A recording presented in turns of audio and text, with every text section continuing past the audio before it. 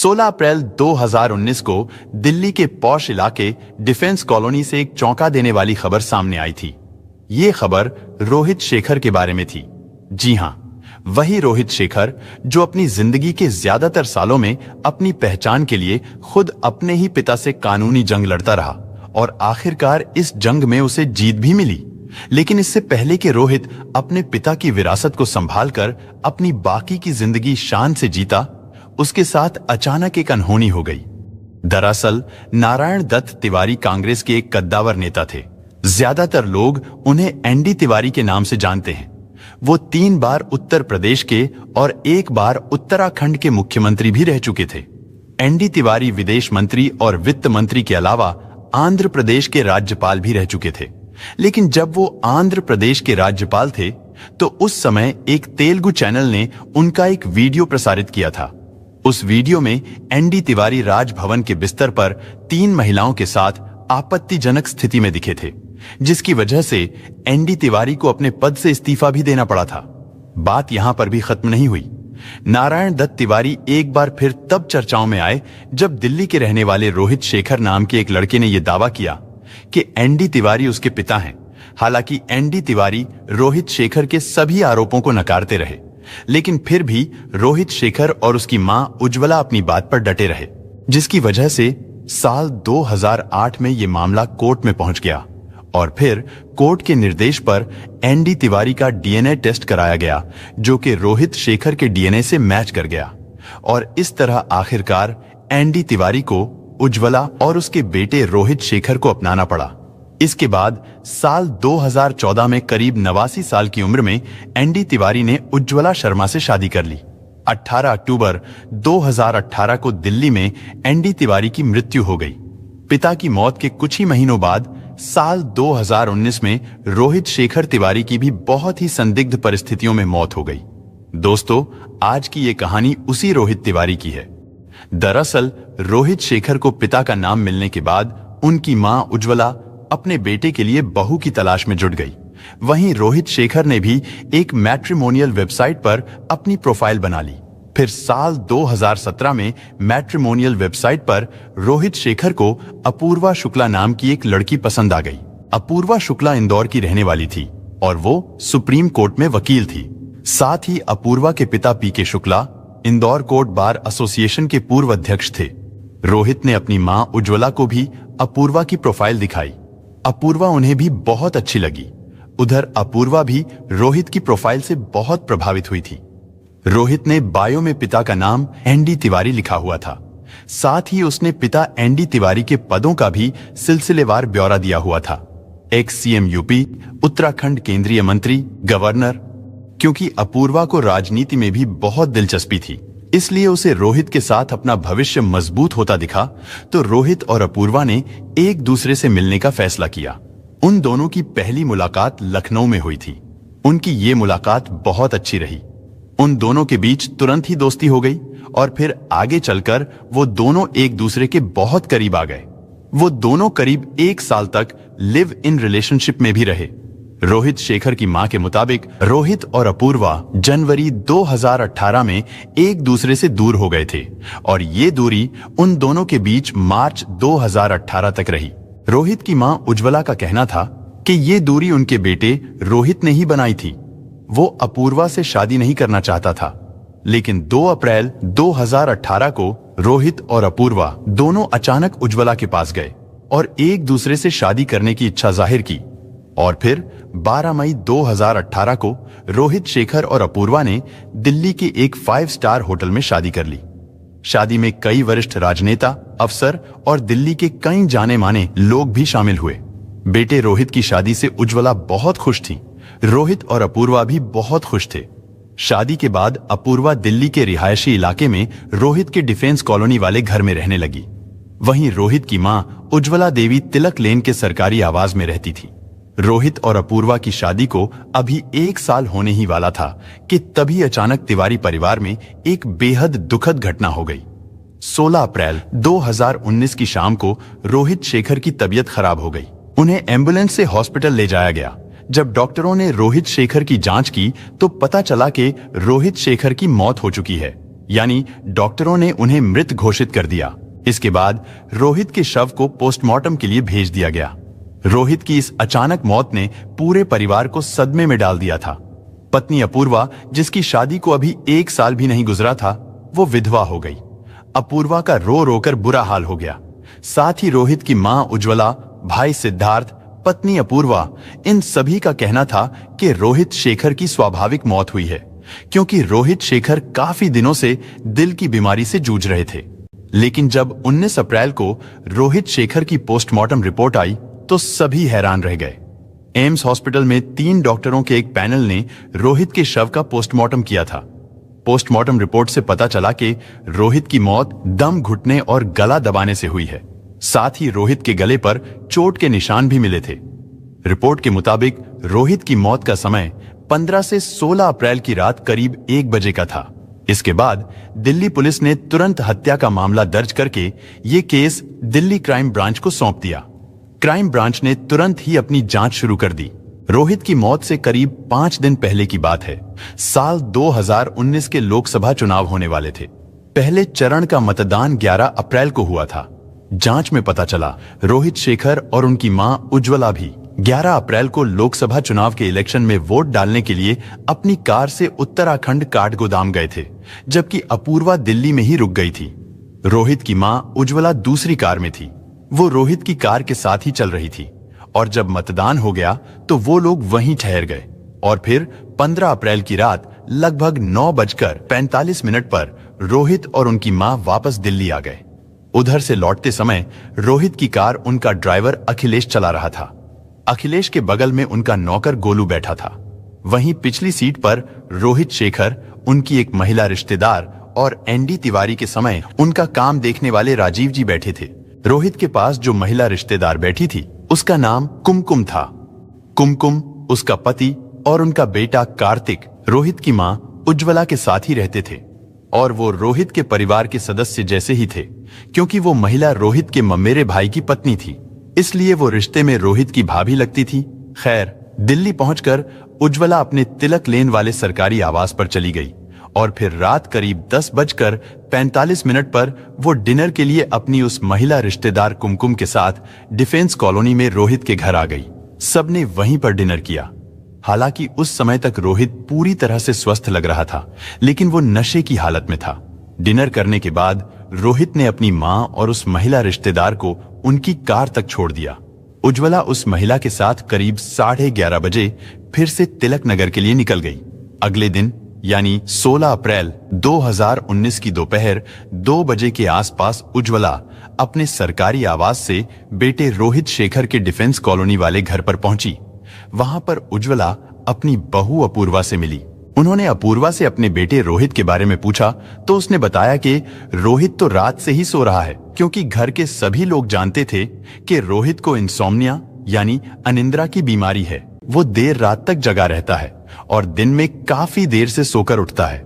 इसीलिए उज्ज्वला ने भी बेटे रोहित को उठाने की कोशिश नहीं की और वो रोहित के ड्राइवर अखिलेश को साथ लेकर साकेत के मैक्स हॉस्पिटल चली गई। वहां पर उन्हें डॉक्टर से अपॉइंटमेंट लेना था। उधर डिफेंस कॉलोनी में शाम के करीब 4 बजे अपूर्वा ने अपने नौकर गोलू को रोहित को जगाने के लिए उसके कमरे में भेजा। लेकिन जब गोलू रोहित के रूम में गया तो उसने देखा कि रोहित अपने बिस्तर पर बेहोश पड़ा हुआ है और उसके नाक से खून बह रहा है। इसके बाद अपूर्वा ने तुरंत फोन करके अपनी सास उज्ज्वला को रोहित के बीमार होने की खबर दी। उस समय उज्ज्वला मैक्स हॉस्पिटल में ही थी। अपने बेटे के बारे में यह खबर सुनकर उज्ज्वला घबरा गई। उन्होंने तुरंत मैक्स हॉस्पिटल से अपने बेटे के घर एक एम्बुलेंस भेजने को कहा और तुरंत ही हॉस्पिटल से एक एम्बुलेंस डिफेंस कॉलोनी की ओर दौड़ने लगी। उस एम्बुलेंस में उज्ज्वला भी बैठी थी। जब एम्बुलेंस डिफेंस कॉलोनी में रोहित के घर पर पहुंची तब उज्ज्वला ने देखा कि उनकी बहू अपूर्वा अपने पति रोहित को कार से ही हॉस्पिटल ले जाने की कोशिश कर रही थी। इसके बाद जल्दी जल्दी रोहित को कार से निकालकर एम्बुलेंस में रखा गया और उसे मैक्स हॉस्पिटल ले जाया गया, लेकिन वहां पर डॉक्टरों ने उसे मृत घोषित कर दिया। इस तरह क्राइम ब्रांच के सामने रोहित शेखर की मौत से पहले तक की सारी घटना साफ हो गई थी। इसके बाद रोहित शेखर की मौत के राज से पर्दा उठाने के लिए दिल्ली क्राइम ब्रांच पुलिस ने उनके डिफेंस कॉलोनी वाले घर के अंदर और बाहर लगे सीसीटीवी फुटेज को खंगालना शुरू किया। इसी दौरान पुलिस को पता चला कि रोहित शेखर की मौत वाले दिन घर के अंदर रोहित के अलावा 6 लोग मौजूद थे, जिनमें उसका भाई सिद्धार्थ, पत्नी अपूर्वा, नौकर गोलू, मार्था, डिम्पी और ड्राइवर अखिलेश। इनके अलावा घर में गोलू के 3 बच्चे भी मौजूद थे। सीसीटीवी फुटेज के मुताबिक उनके अलावा ना तो कोई व्यक्ति बाहर से घर के अंदर आया था और ना ही कोई घर से बाहर गया था। यानी इससे ये तो कंफर्म हो गया था कि रोहित के कत्ल में जरूर घर के ही किसी व्यक्ति का हाथ है।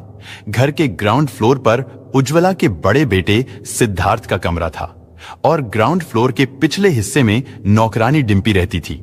वहीं फर्स्ट फ्लोर यानी पहली मंजिल पर रोहित का कमरा था, फिर अपूर्वा का कमरा और फिर ड्राइवर अखिलेश का कमरा था।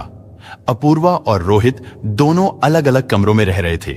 वहीं नौकर गोलू और उसका परिवार दूसरी मंजिल पर रहता था। लेकिन सबसे अजीब बात यह थी कि उस घर में 7 सीसीटीवी कैमरे लगे थे, जिनमें से रोहित के कमरे के पास वाला सीसीटीवी कैमरा काम ही नहीं कर रहा था, या फिर शायद किसी ने जानबूझकर उसे खराब कर दिया था। इसीलिए क्राइम ब्रांच को ग्राउंड फ्लोर से फर्स्ट फ्लोर पर जाने वाली सीढ़ियों पर लगे सीसीटीवी कैमरे पर ही निर्भर रहना पड़ा और फिर उसी सीसीटीवी कैमरे की फुटेज के आधार पर क्राइम ब्रांच की टीम ने 3 संदिग्धों को चिन्हित किया। क्योंकि रात का खाना खाने के बाद रोहित रात 11 बजे के बाद पहली मंजिल पर गया था। उसके बाद ड्राइवर अखिलेश रात करीब 11:30 बजे पहली मंजिल पर आया, फिर नौकर गोलू करीब 12 बजे पहली मंजिल पर आया और फिर रात करीब 12:30 बजे के बाद रोहित की पत्नी अपूर्वा पहली मंजिल पर जाते हुए दिखी। इसलिए जांच अधिकारियों का शक नौकर गोलू, ड्राइवर अखिलेश और रोहित की पत्नी अपूर्वा इन तीनों पर ही जा रहा था। लेकिन पोस्टमार्टम रिपोर्ट में रोहित की मौत का जो समय था वो रात करीब 1 बजे का था और उस समय सीसीटीवी फुटेज में पहली मंजिल पर पत्नी अपूर्वा की ही मौजूदगी दिख रही थी। साथ ही क्राइम ब्रांच की टीम तिवारी परिवार की प्रॉपर्टी को देखते हुए प्रॉपर्टी एंगल से भी इस मामले की जांच कर रही थी। क्राइम ब्रांच को एक बात यह भी पता चली कि एनडी तिवारी ने रोहित के नाम कोई भी संपत्ति नहीं की हुई थी। यानी रोहित और उसके परिवार के पास जो भी पैसा था वो फिक्स डिपॉजिट में रखा था, जबकि डिफेंस कॉलोनी वाला घर जिसमें रोहित रहता था वो भी रोहित की मां उज्ज्वला के नाम पर था। उज्ज्वला की वसीयत में घर की कीमत का 60% हिस्सा उनके बेटे रोहित शेखर को और 40% हिस्सा उनके दूसरे बड़े बेटे सिद्धार्थ को मिलना था और अगर उन दोनों भाइयों में से किसी एक भाई की मौत हो जाती तो उसका हिस्सा दूसरे भाई को मिल जाता। क्योंकि उज्ज्वला के बड़े बेटे सिद्धार्थ ने शादी नहीं की थी, इसलिए सिद्धार्थ ने रोहित की मौत से कुछ समय पहले ही ये ऐलान कर दिया था कि वो अपना हिस्सा उस महिला रिश्तेदार के बेटे के नाम कर देंगे, जिस महिला रिश्तेदार का परिवार काफी समय से उनके परिवार के साथ रह रहा था।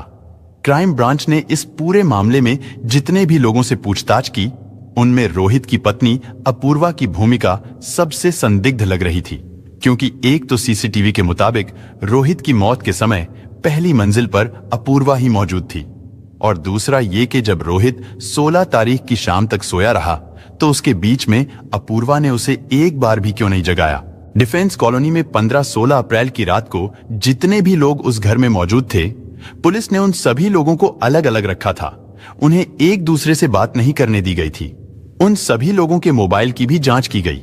मोबाइल जांच में पुलिस का शक एक बार फिर से अपूर्वा की ओर चला गया, क्योंकि जब पुलिस ने अपूर्वा के मोबाइल की डिटेल्स चेक करने की कोशिश की तो पता चला कि उसने घटना वाले दिन की कई जानकारियों को अपने मोबाइल फोन से डिलीट कर दिया था।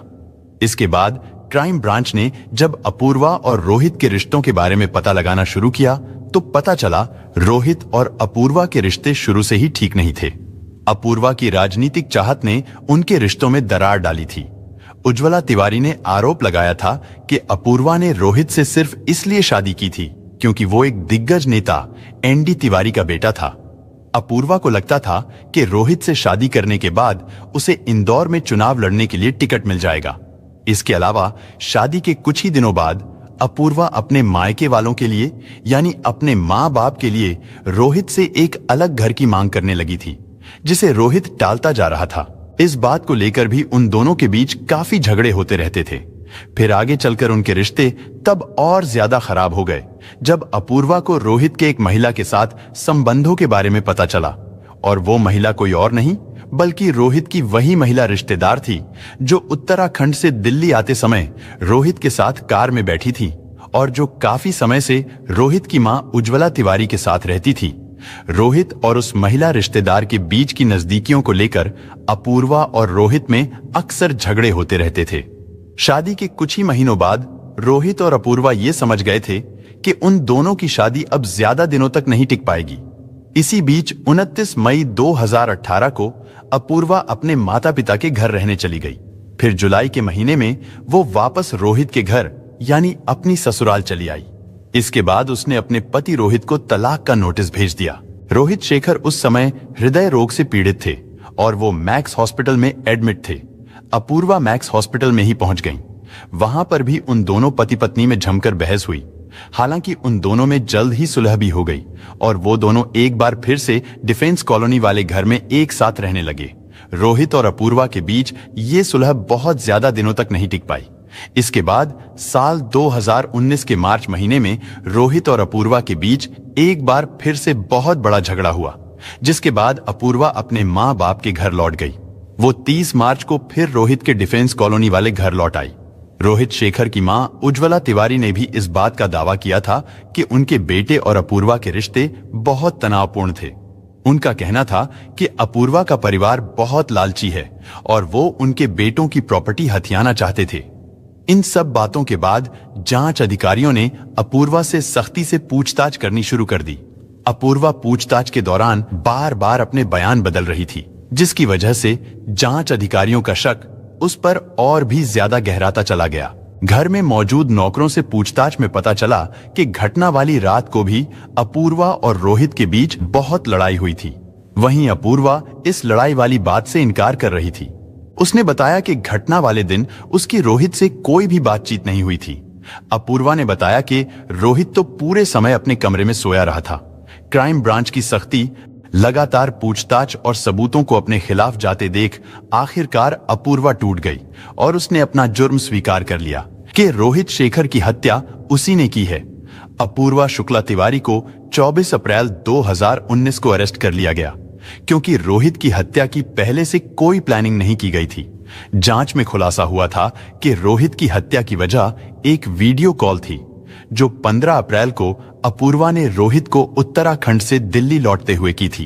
दरअसल जब अपूर्वा ने 15 अप्रैल की शाम को करीब 7:30 बजे रोहित को वीडियो कॉल किया था तो फोन नौकर गोलू ने उठाया, जो ड्राइवर के पास वाली सीट में बैठा था। हालांकि बाद में उसने फोन रोहित को दे दिया था। रोहित से बात करते समय अपूर्वा की नजर रोहित के पास बैठी उस महिला रिश्तेदार यानी कुमकुम पर पड़ गई, जिसे लेकर उन दोनों की अक्सर लड़ाई होती रहती थी। अपूर्वा तब और भी ज्यादा भड़क गई जब उसने देखा कि रोहित और वो महिला कार में एक साथ शराब पी रहे थे। इसके बाद रोहित ने कॉल काट दिया। उस समय तो अपूर्वा ने उसे कुछ नहीं कहा और वो खून का घूंट पीकर रह गई। दरअसल अपूर्वा रोहित की उस महिला रिश्तेदार से बहुत चिढ़ती थी।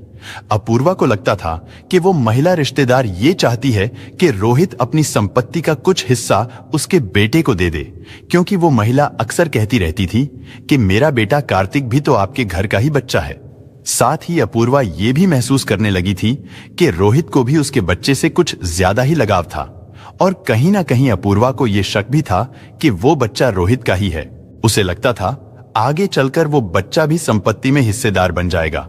वहीं रोहित के भाई शेखर ने तो पहले ही अपने हिस्से की संपत्ति उसी महिला रिश्तेदार के बेटे के नाम करने का ऐलान कर दिया था। इस बात से भी अपूर्वा बहुत चिढ़ी हुई थी। उसे लगता था कि रोहित की संपत्ति में उसे कुछ भी नहीं मिल पाएगा और यही वजह थी कि उस दिन रोहित को उस महिला के साथ कार में एक साथ शराब पीते देखकर अपूर्वा भड़क गई थी।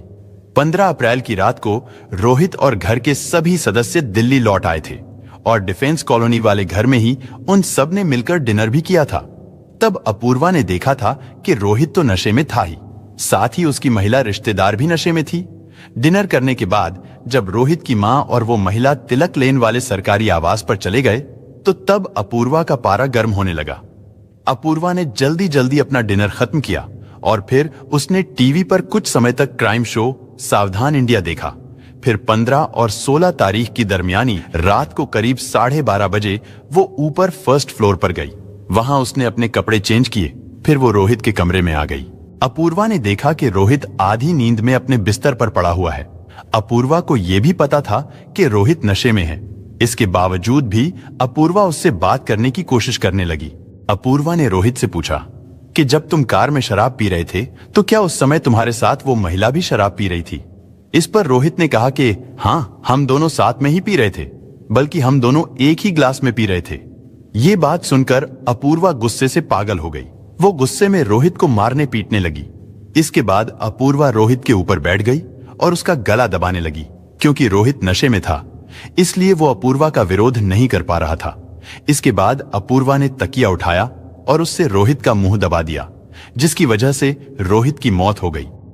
क्योंकि अपूर्वा सुप्रीम कोर्ट में वकील थी, तो उसे सारी चीजों के बारे में पता था कि अब आगे पुलिस कैसे जांच करेगी और क्या क्या जांच करेगी। अपनी सोच के मुताबिक उसने रोहित के रूम से सारे सबूतों को मिटाने की कोशिश की। और तो और उसने रोहित के कमरे के पास वाले सीसीटीवी कैमरे को भी खराब कर दिया था। और जब उसे पूरी तरह से यकीन हो गया कि उसके पति रोहित की सांसें थम चुकी हैं और कमरे के अंदर से उसने सारे सबूत नष्ट कर दिए हैं, तब वो रोहित के कमरे से बाहर निकल गई। उसे लगा था कि रोहित की मौत की वजह उसके दिल की बीमारी को ही समझा जाएगा, लेकिन ऐसा हुआ नहीं। अपूर्वा ने जांच अधिकारियों को बताया कि उसे उस रात नींद नहीं आ रही थी और साथ ही उसने ये भी बताया कि उसने रोहित को मारकर काफी अरसे के बाद खुद को आजाद महसूस किया था। और फिर अगली सुबह 11 बजे अपूर्वा अपने कमरे से नीचे आई। वो इस बात का इंतजार करने लगी कि कोई रोहित के कमरे में उसे जगाने के लिए जाए, लेकिन उस दिन रोहित को जगाने कोई भी नहीं गया। इसके बाद थक हार कर उसने ही नौकर गोलू को रोहित के कमरे में भेजा, जिसने रोहित की नाक से खून बहते और उसे बेहोश पड़े देखा। जिसके बाद ये सारी बातें खुलकर सामने आई। अपूर्वा ने पुलिस को बताया कि रोहित उससे प्यार नहीं करता था, वो उसके माता पिता की भी इज्जत नहीं करता था और रोहित की मां उज्ज्वला उसे हर समय ताना मारती रहती थी। खैर, इसके बाद अपूर्वा के खिलाफ चार्जशीट तैयार करके उसे कोर्ट में पेश किया गया, जहां से उसे जेल भेज दिया गया। इसके बाद यह केस कोर्ट में चलता रहा। फिर 3 साल के बाद ट्रायल कोर्ट ने अपूर्वा को जमानत दे दी। इसके बाद रोहित की मां उज्ज्वला ने कोर्ट के इस फैसले को हाई कोर्ट में चुनौती दी और ये केस अभी भी कोर्ट में चल रहा है।